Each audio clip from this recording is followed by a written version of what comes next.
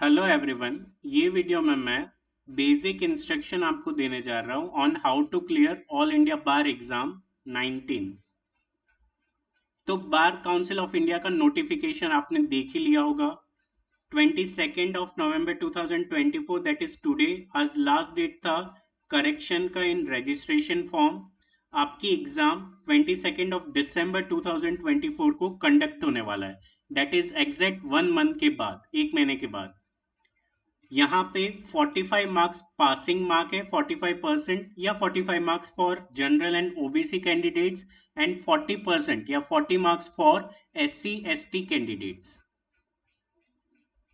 उसके बाद ये वीडियो में मैं कौन कौन से टॉपिक्स कवर करने जा रहा हूँ। Introduction, stages involved in registration for all India bar exam, all India bar examination eligibility criteria, exam pattern, all India bar exam vernacular languages available for the candidates, syllabus for AIB exam and benefit after clearing all India Bar Council exam. Introduction. All India Bar Examination is a national level entrance exam for law graduates. The objective of the All India Bar Examination is to examine capability of candidate to practice the profession of law in India. After passing the examination, candidate will be awarded certificate of practice by the Bar Council of India. The certificate of practice is mandatory for practicing law in India.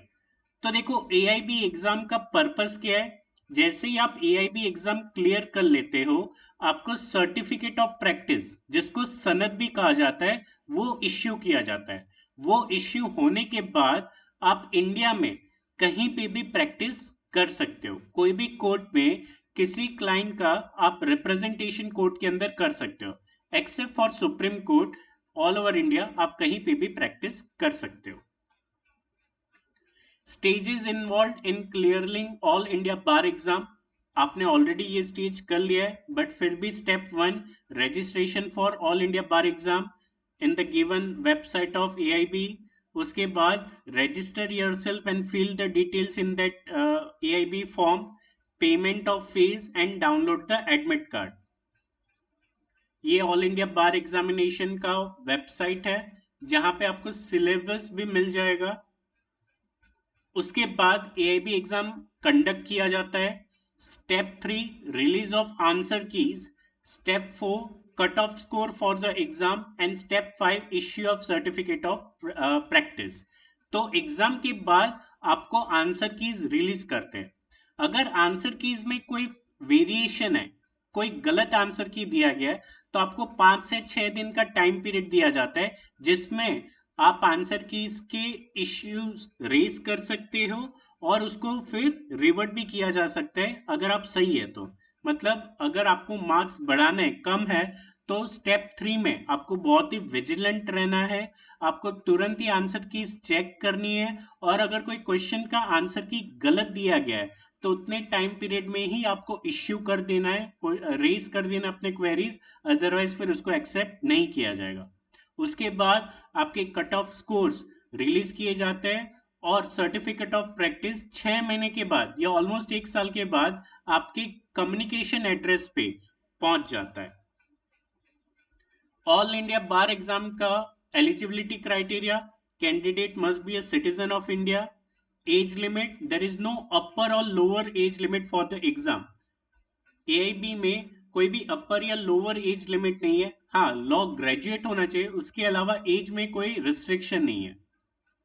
Qualification, इस साल AIB में 3 तरह के category को introduce किया गया था। Candidate must have completed 3 और 5 years LLB degree recognized by Bar Council of India and having a degree certificate. Second, completed law graduation but not having degree certificate.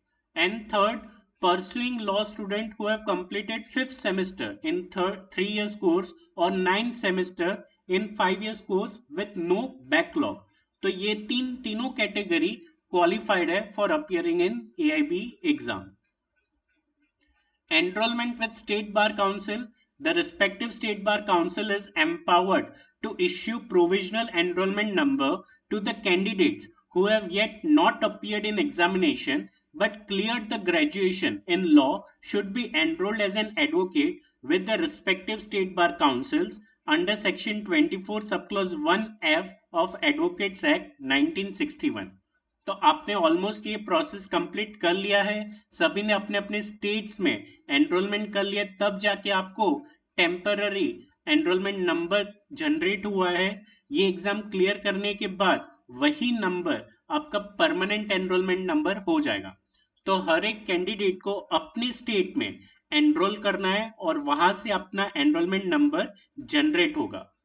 ये एग्जाम क्लियर करने के बाद भी जैसे ही आप एडवोकेट हो जाते हो, आपको सीओपी मिल जाता है, सनद मिल जाता है, तो अपने ही स्टेट या डिस्ट्रिक्ट में वापस से एनरोल करना होगा आपको, फॉर द रीजन कि यहाँ पे जो आपका एक्सपीरियंस काउंट होगा, जो 1 साल का एक्सपीरियंस या 3 साल का एक्सपीरियंस जहाँ पे भी रिक्वायरमेंट होता है, वो एक्सपीरियंस कब से स्टार्ट होगा, जब आपको सीओपी इश्यू किया जाता है, सनद इश्यू किया जाता है, वहां से आपका एक्सपीरियंस काउंट हो जाता है। तो जैसे ही आपका एआईबी का एग्जाम क्लियर हो, आप वापस से अपने डिस्ट्रिक्ट में या स्टेट में रजिस्टर हो जाइए, जिससे कि उस दिन से आपका एक्सपीरियंस काउंट होना स्टार्ट हो जाएगा।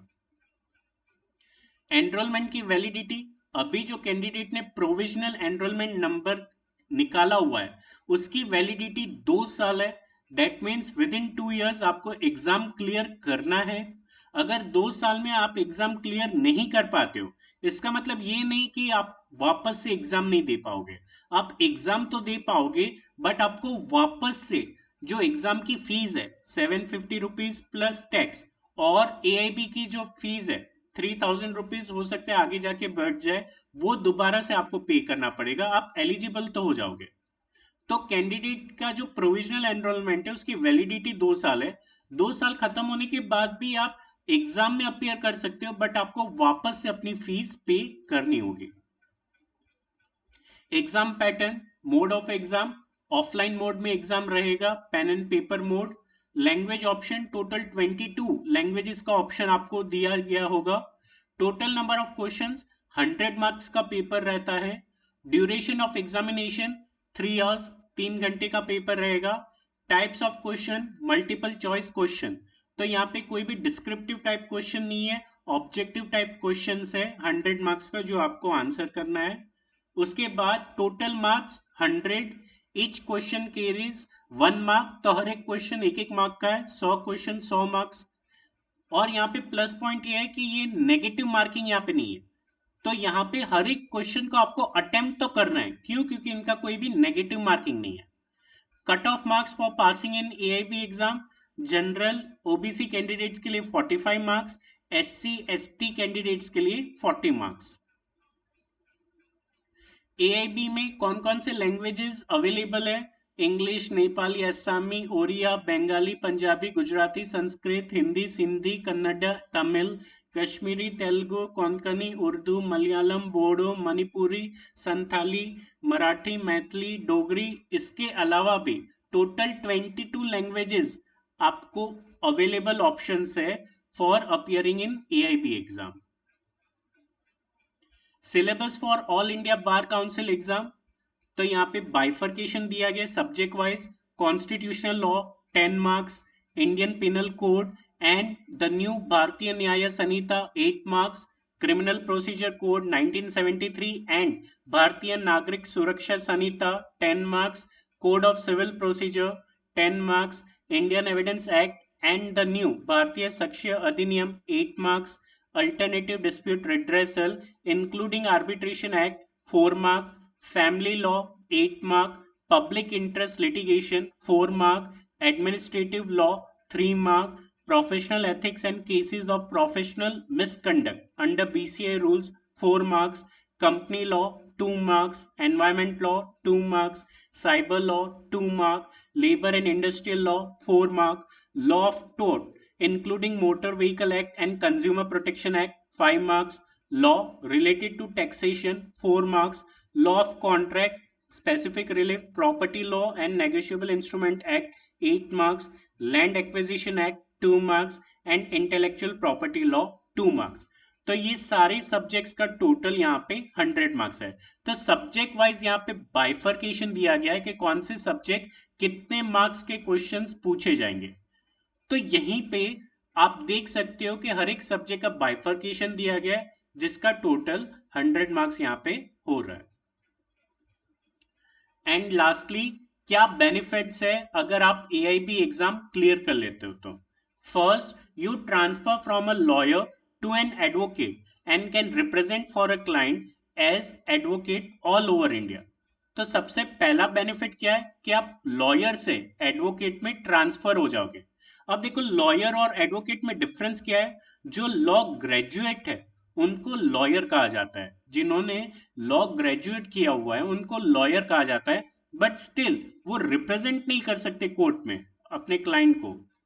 बट जैसे ही आप एआईबी एग्जाम क्लियर कर लेते हैं, आपको सर्टिफिकेट ऑफ प्रैक्टिस इश्यू किया जाता है, जिसको सनद भी कहा जाता है, और आपको एडवोकेट का डेजिग्नेशन मिलता है। तो आप लॉयर से एडवोकेट में ट्रांसफर हो जाते हो। Secondly, you are issued a certificate of practice. After getting a certificate of practice, an advocate can practice in any high court and subordinate court all over India. Second benefit क्या है, AIB exam clear करने के बाद आपको advocate का designation मिल जाता है, जिससे आप कोई भी कोर्ट में ऑल ओवर इंडिया प्रैक्टिस कर सकते हो, एक्सेप्ट सुप्रीम कोर्ट। क्यों? क्योंकि सुप्रीम कोर्ट में ए और आर होना जरूरी है, एडवोकेट ऑन रिकॉर्ड। तो उसके अलावा जितने भी हाई कोर्ट या सबऑर्डिनेट कोर्ट है इंडिया में, आप कहीं पे भी प्रैक्टिस और अपने क्लाइंट को रिप्रेजेंट कर सकते हो। Thirdly, required for different government exams, for example, IBPS law officer, public prosecutor, judiciary law officer, JAG, judge advocate general। तो जितने भी गवर्नमेंट एग्जाम्स आ रहे हैं या प्राइवेट इंस्टीट्यूट एग्जाम्स होते हैं रिलेटेड टू लॉ, कोई भी प्राइवेट कंपनीज है जहां पे लीगल एडवाइजर या लॉयर या एडवोकेट की रिक्वायरमेंट है, तो सनद एआईबी क्लियर करने के बाद आप इन सभी में एलिजिबल हो जाते हो। जैसे ही आप एआईबी क्लियर कर लेते हो और आपको सनद मिल जाता है, तो आप mostly maximum number of competitive exams में क्वालिफाइड हो जाते हो फॉर अपियरिंग। क्यों? क्योंकि उनका बेसिक ही रिक्वायरमेंट होता है कि आप क्वालिफाइड होने चाहिए एज एन एडवोकेट। और एडवोकेट में आप क्वालिफाइड कैसे होते हो? जब आपने all India bar exam clear किया हुआ है, आपको सनद मिल चुका है। Fourthly, eligible for advocate welfare scheme, you get 5 lakh personal accidental insurance, 5 lakh life insurance and other monetary benefit in case of an advocate is suffering from some serious diseases। तो देखो, advocate बनने के बाद आपको एक welfare scheme भी दी जाती है, जहां पे भी आप रजिस्टर हो रहे हो वहां पे आपको वन टाइम पेमेंट करना होता है इन द वेलफेयर फंड, जिससे कि आपको ही फ्यूचर में उसका बेनिफिट या क्लेम आप कर सकते हो। आपका एक्सीडेंट हो जाता है या आपकी डेथ हो जाती है, तो उसी डिस्ट्रिक्ट के जो एडवोकेट वेलफेयर स्कीम्स होती है वो आपके फैमिली मेंबर्स को प्रोवाइड किए जाते हैं। या फिर आप कोई परमानेंट डिसेबलमेंट से अकर कर रहे हो, तो वहां पे भी आपको वो वेलफेयर फंड स्कीम में से पैसे दिए जाते हैं आपको फाइनेंशियल सपोर्ट करने के लिए।